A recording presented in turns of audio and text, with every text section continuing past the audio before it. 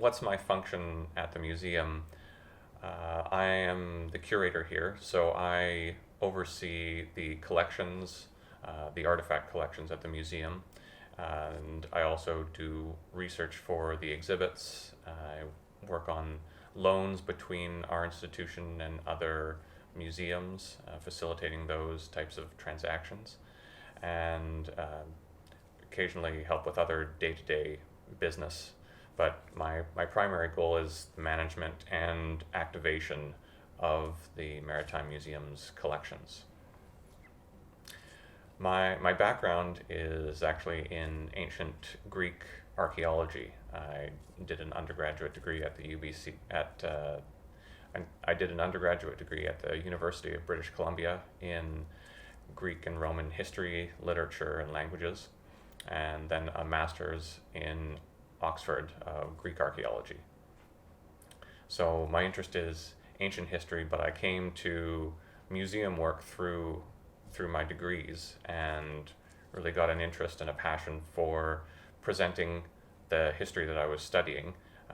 And so working at the Maritime Museum gives me an opportunity to learn a new subject matter and to help present that to the public. The Maritime Museum really started by situating itself around the docking of the St. Roch. So the St. Roch is a ship that was built in Vancouver in 1928 and was built for the RCMP for service in the Arctic. It was built so that they could provide transportation for RCMP members between Arctic communities and RCMP detachments, and also to provide supplies to Arctic communities. And at the end of its life, it was brought back to Vancouver, where it was built, and eventually it was decided that it would be turned into a museum display. And so the Maritime Museum was created to go alongside the first sort of artifact in the collection, which was the vessel itself. So not only do we focus on West Coast maritime history and heritage, but also Arctic history and maritime heritage.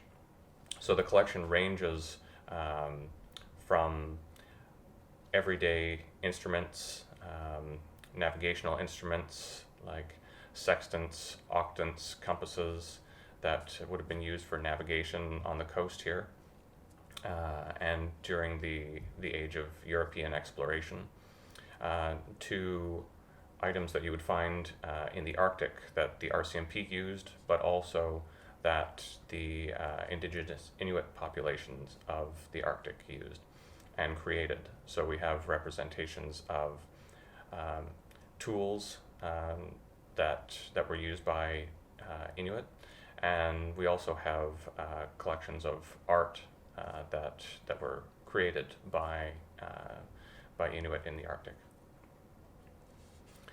So we also, as many good maritime museums have, it's pretty much essential to have ship models. We have a large collection of ship models that range from small hobbyist models to large 12-foot builder's models that are professionally done and took thousands of hours to complete.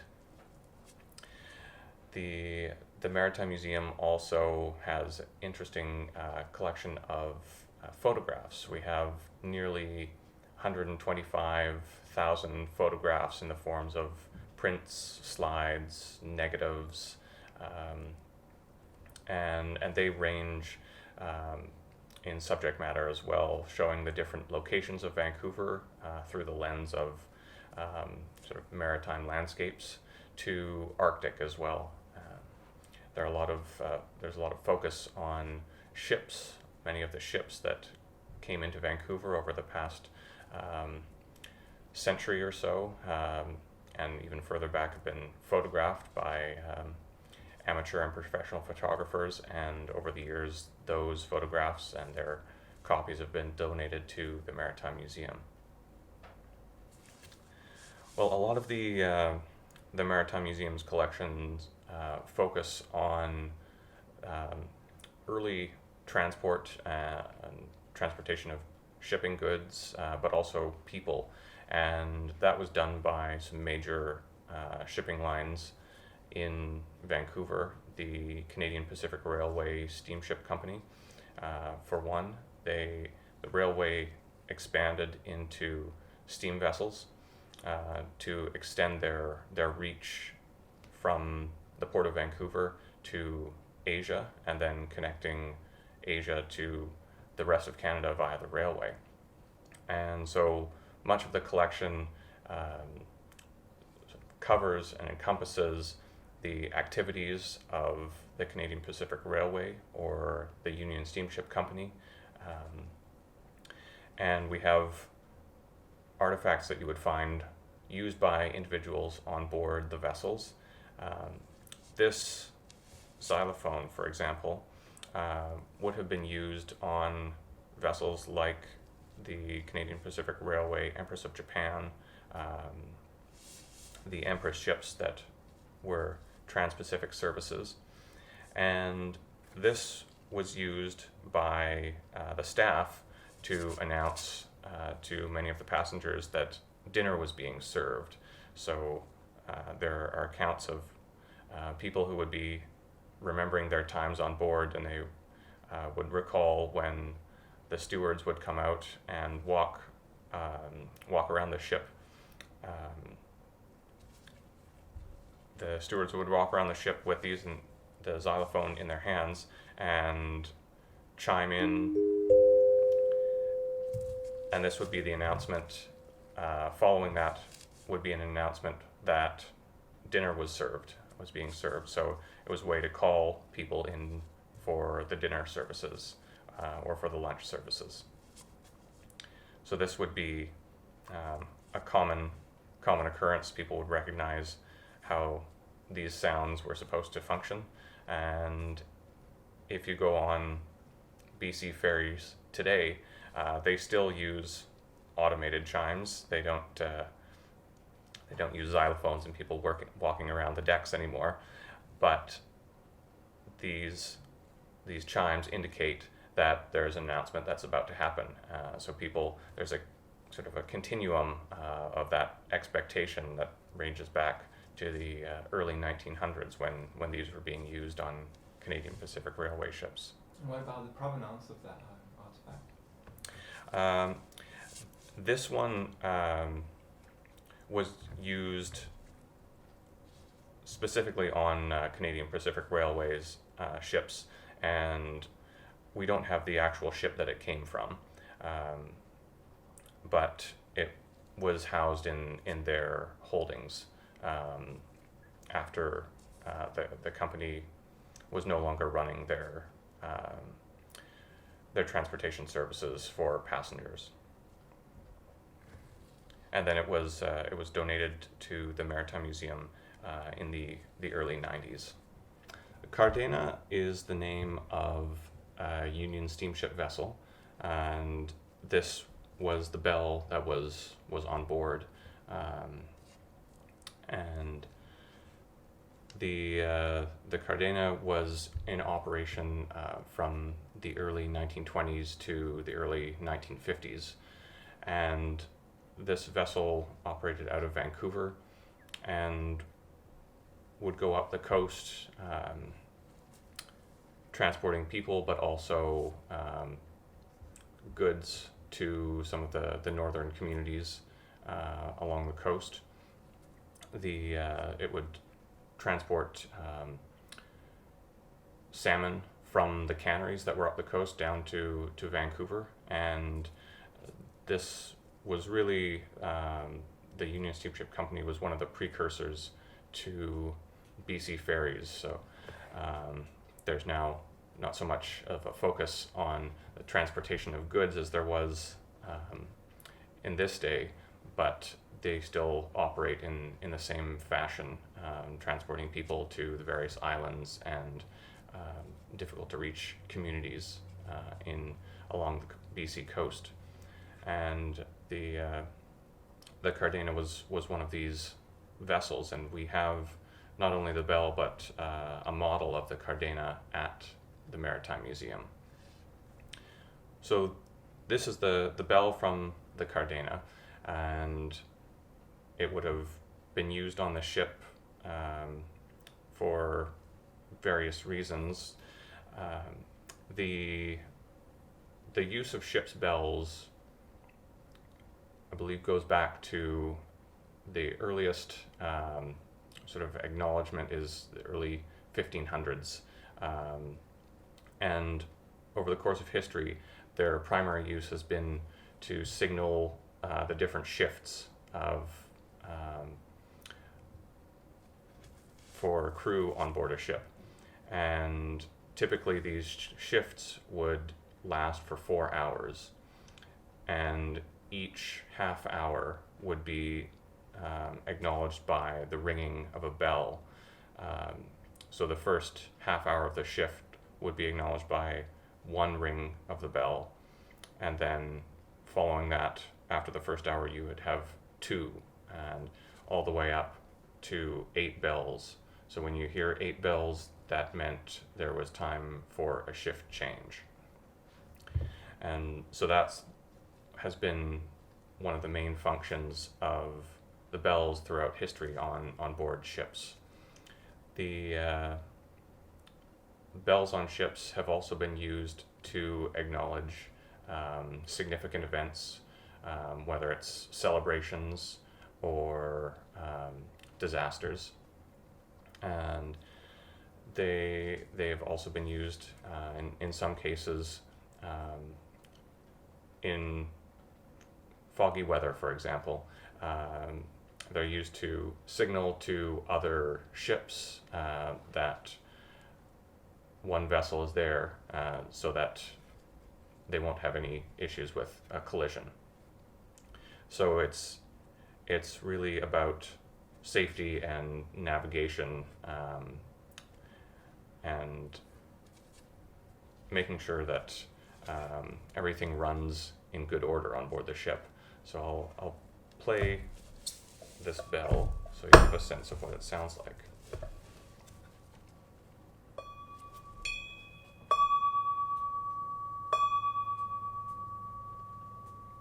Of course, it would be much louder when you actually use the clapper on the bell, but this gives a sense of the tone of the bell.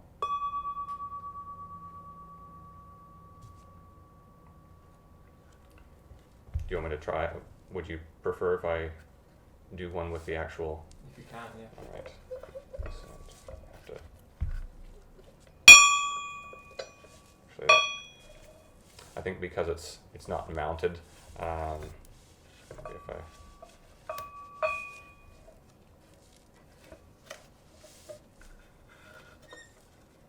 The way it's mounted makes it a bit difficult to, because my hand is going to dampen the sound.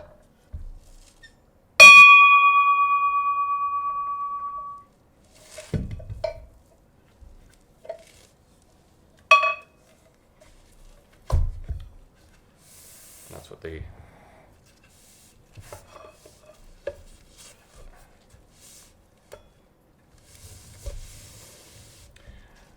that's what the inside of the bell looks like, and this is the clapper, and you can see it's a bit pockmarked from use over the decades. While this was coming from the ship, the foghorn was used from land to the ship so that they would have knowledge of where land was. So I'll next show you.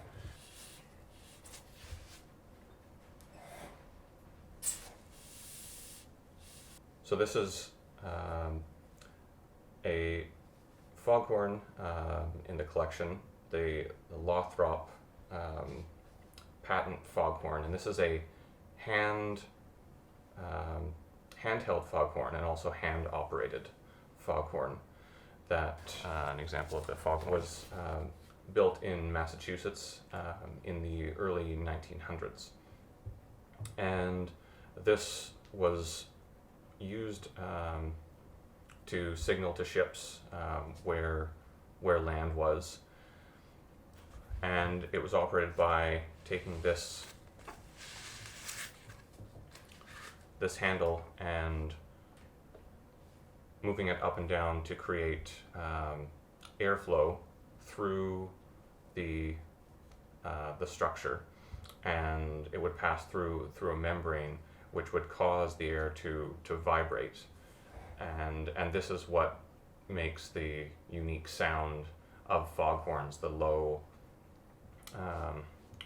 pitched sound that would travel out to ships. And this particular example, the handle is used to crank the mechanism up and down, but in other examples of these hand cranked foghorns, there would be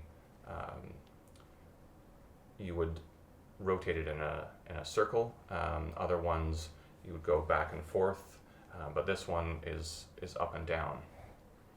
And in a lot of these were used quite early in history. This one is from the early 1900s, and later, when it became more of an automatic function, these were still kept on into the mid 1900s just as backups. One lighthouse keeper's record book, the diary, the logbook of a lighthouse keeper from the Capilano Lighthouse in the Vancouver area, was his wife was complaining about how the foghorn that they had kept breaking down, and they kept having to use one of these handheld foghorns. So it was necessary, when the new technology failed, to have something that was trustworthy.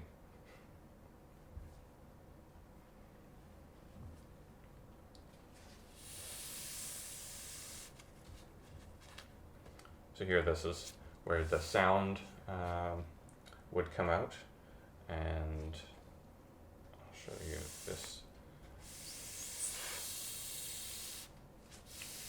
Is a better view of the handle itself.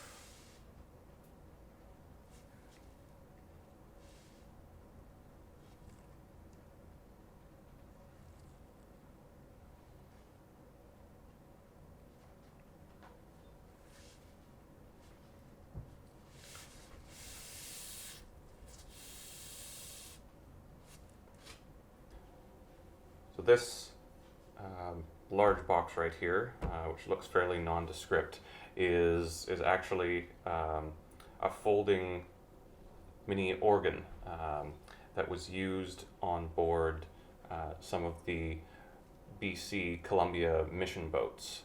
And these were boats that went up and down the coast, sort of establishing the teachings of the Columbia Mission Society, which was set up by Reverend John Antle.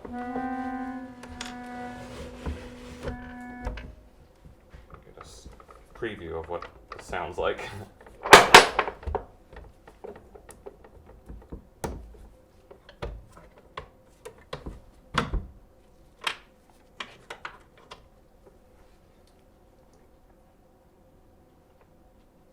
So this portable organ was used by Reverend John Antle as he was spreading the message of the Anglican Church along the BC coast, and I imagine that this would have been used to play hymns that were part of the services. We don't have any of the records of what hymns were played, but this is a good way of transporting something that can carry a tune, and it still carries a tune even over 100 years later. Down below you have foot pedals that would be pressed to create an air pocket, and it works a bit like a bagpipe, and your standard organ is that you create this air, and then it's released when you're playing the keys. So if you press down enough,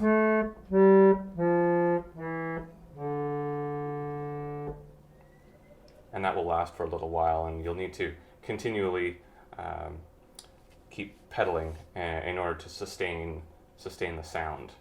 And this, which protects the keys, this board here protects the keys and has the locking mechanism, also doubles as a place to put your sheet music. 1903, 1904, that's when this BC Coast Columbia mission was established, and when Reverend John Antle was active on the coast. So this piece is likely from around that period when he was active, so at least 100 years old, if not closer to 114, 115.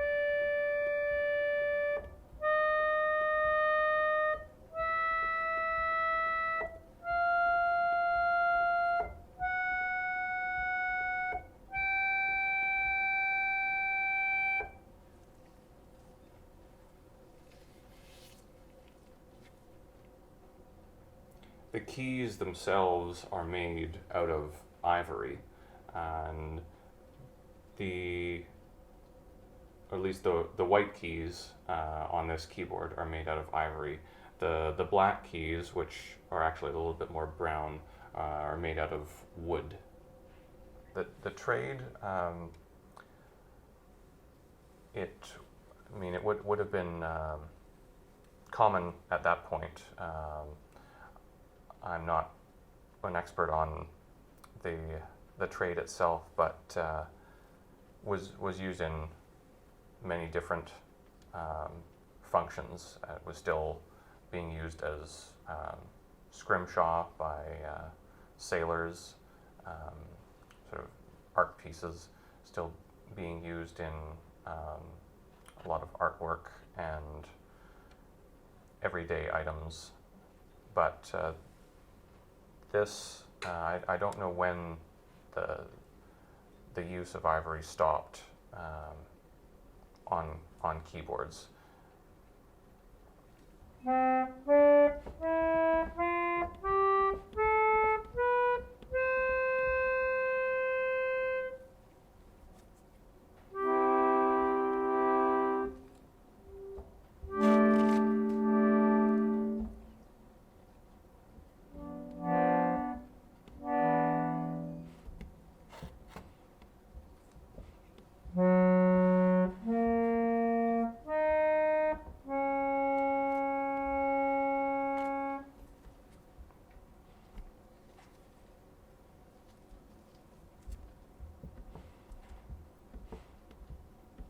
build up enough from the pedals, it lasts, a single note will last for a little while.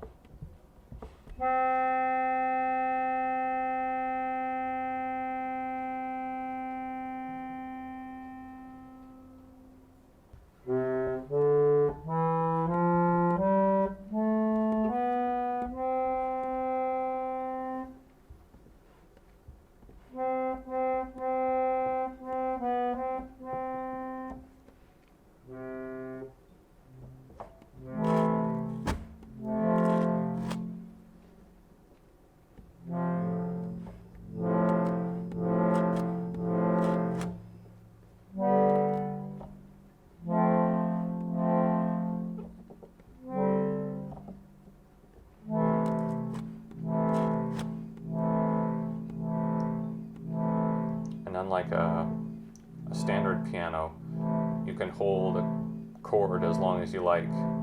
As long as you keep pumping, it will continue to be sustained and won't fade.